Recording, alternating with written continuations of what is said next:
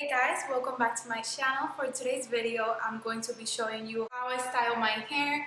I normally do this like when I'm taking a picture or when I'm going to a party and stuff like that. They're very easy, so if you're interested, please keep on watching. So the first thing that I'm going to be doing is applying my Revlon Professional All-in-One Hair Treatment. And then I'm just going to apply it to my damp hair. After that, I'm just going to brush my hair, always starting at the tips and then working my way towards the top. Now I'm just going to dry my hair using a blow dryer, and I'm going to angle that blow dryer facing downwards because I've noticed that my hair ends up being less frizzy when I do it like this. I'm just going to brush my hair once again to get rid of any possible little knots that may have been created when I was drying my hair.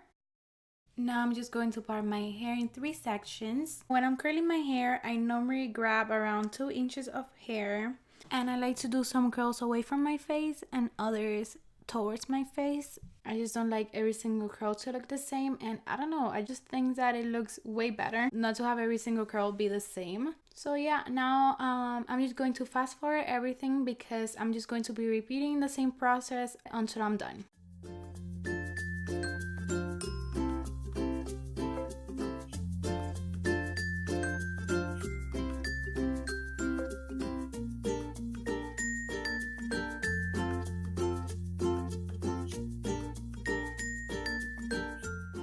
Now that I'm done curling all my hair, I'm just going to run my fingers through the curls to loosen them up a little bit.